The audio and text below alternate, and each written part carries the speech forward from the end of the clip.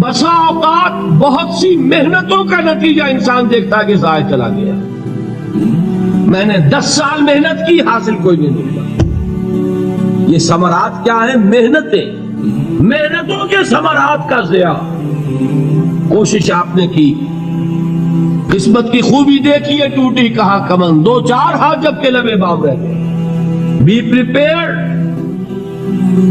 ایک شاعر کے یہ اشعار ہیں، وہ کمیونسٹ تھا، میں نام بھی نہیں لیتا، لیکن یہ کہ یہ اسی انقلابی، چونکہ ان کا بھی ایک انقلابی نظریہ ہے، انقلابی عمل میں یہ سارے مراحل آتے ہیں۔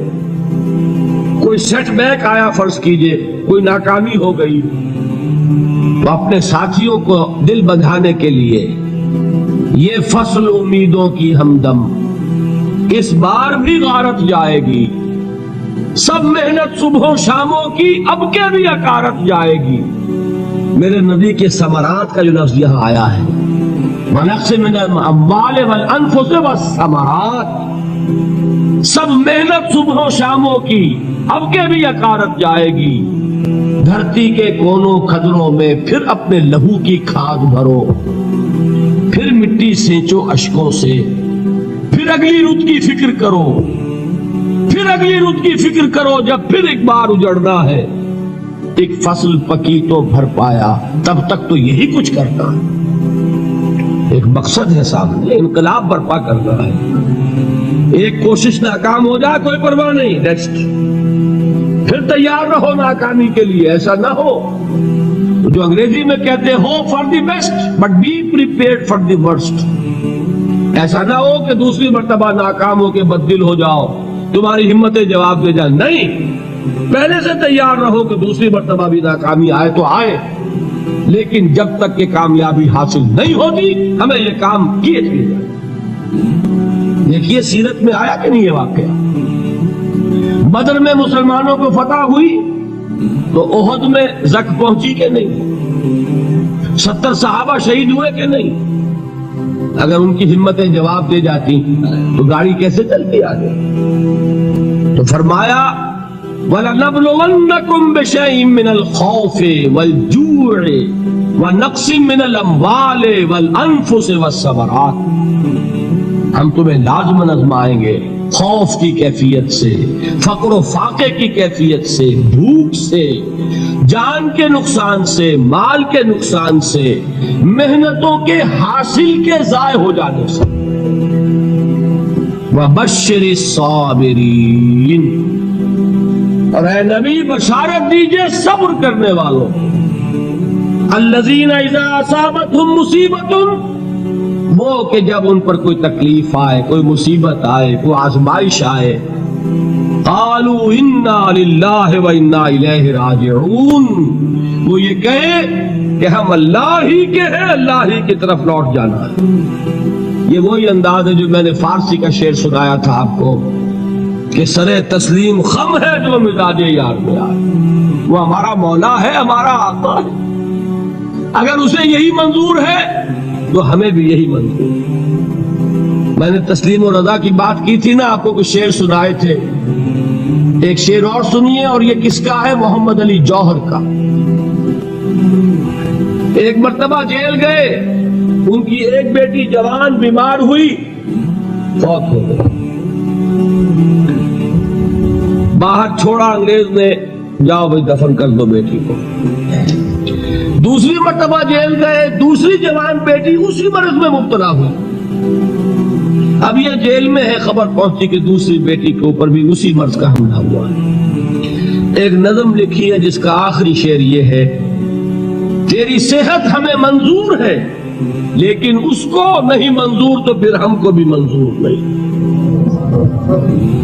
یہ ہے، جب تک یہ کیفیت نہ ہو اس میدان میں آدمی ثابت قدم نہیں رہ سکتا کہ میرے رب کو اگر یہ منظور ہے تو یہی مجھے منظور ہے، اور تیری صحت ہمیں چاہیے تو ضرور، لیکن ہمارے رب کو منظور نہیں تو ہمیں بھی منظور۔ راضی برضائے رب۔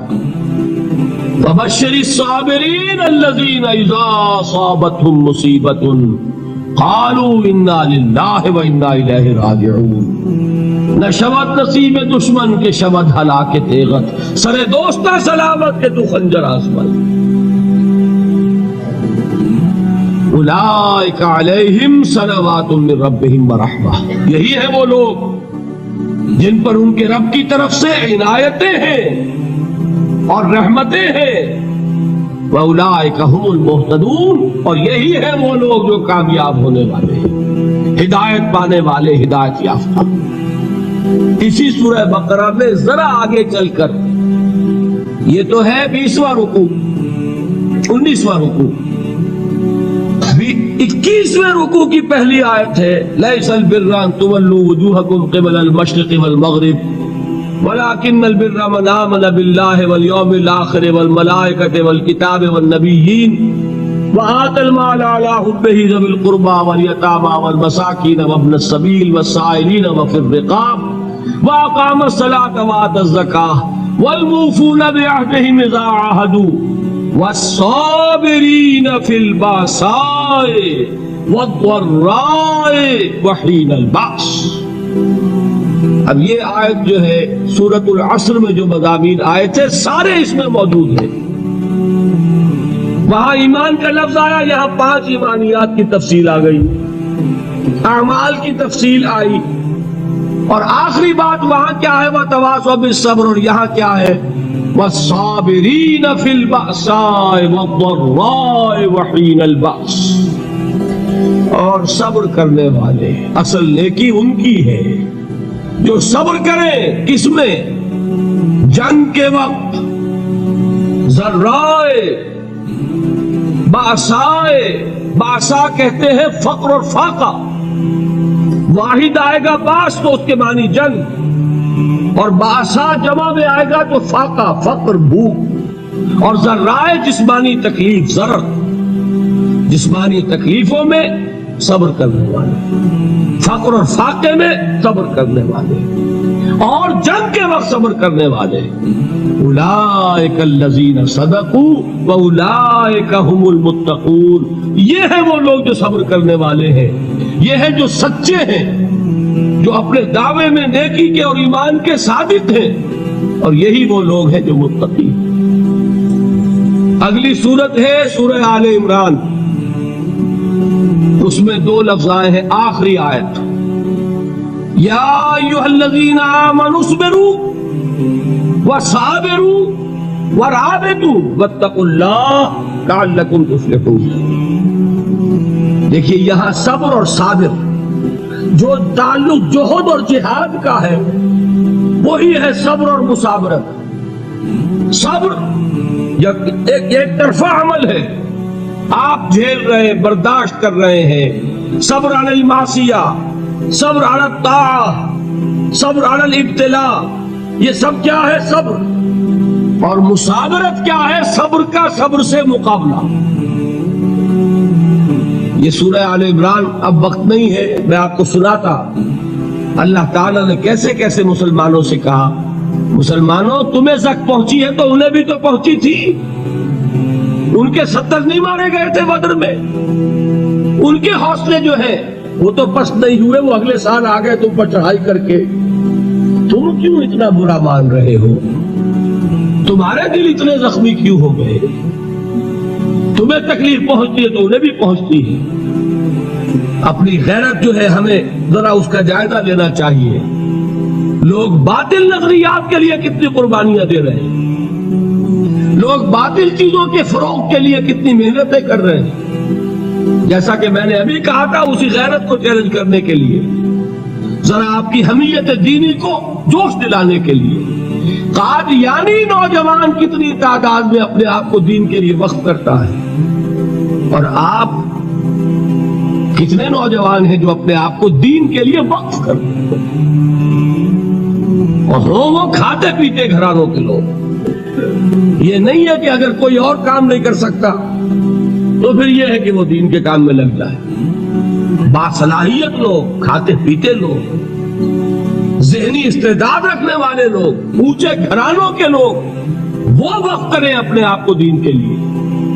اس کے بغیر کیسے باہر آ جائے گی، کیسے رونق آ جائے گی؟ تو دنیا میں باطل نظریات والے جو ہیں یہ بات کہی گئی ہے مسلمانوں، تم اگر توحید کے لیے لڑ رہے ہو، دیکھتے نہیں ابو جہل کو، اس نے گردن کٹوائی ہے شرک کے لیے، شرک کے لیے گردن کٹوائے، اور تم توحید کے لیے گردن کٹوانے کو تیار ہو؟ اس نے گردن کٹوائی کہ نہیں کٹوائی؟ اور کس طرح کٹوائی ہے؟ کیونکہ بڑا متکبر قسم کا، فرعون قسم کا شخص تھا، جب گردن کاٹنے لگے تو کہتا ہے ذرا نیچے سے کاٹنا، تاکہ جب تم نیزے کے اوپر چڑھاؤ میرے سر کو تو اونچا نظر آئے، معلوم ہو سردار کا سر۔ وہ بدبخت مرتے ہوئے بھی جو اس کی کیفیت تھی نا، اس کو ذہن میں رکھیے۔ تو یہ اس لوگوں نے قربانیاں دی، جانیں دی، تو فرمایا اگر تم ان سے زیادہ قربانی نہیں دو گے، یہ نوٹ کر لیجیے اس کو، مجرد اگر حق کو غالب کرنا اللہ کے ذمے ہو تو آنے واحد میں غالب کر دے گا، تمہیں تکلیف ہی دینے کی ضرورت نہیں۔ سمجھ رہے؟ کیا اللہ کے مقابلے میں کوئی باطل کی طاقت ٹھہر سکتی ہے؟ یہ تمہارے ایمان کا امتحان ہے، یہ تمہارے خلوص کی آزمائش ہے، یہ تمہارے امتحان کا ثبوت درکار ہے کہ اللہ تعالیٰ دیکھنا چاہتا ہے تم اس کے لیے اپنی جانیں قربان کرنے کو تیار ہو کہ نہیں، تم اس کے لیے تن من دن لگانے کو تیار ہو کہ نہیں۔ اور یہ جان لو کہ اگر کفار اور مشرکین اور ملحدین اور باطل نظریات والے وہ جو کچھ قربانیاں اپنے باطل نظریات کے لیے دے رہے ہیں، ان سے زیادہ اگر تم نہیں دو گے تو حق غالب نہیں ہوگا۔ انہوں نے جو صبر کیا ہے اپنے باطل نظریات پر، اگر تم اس سے زیادہ صبر کا ثبوت نہیں دو گے اپنے اس حق پر تو حق غالب نہیں ہوگا۔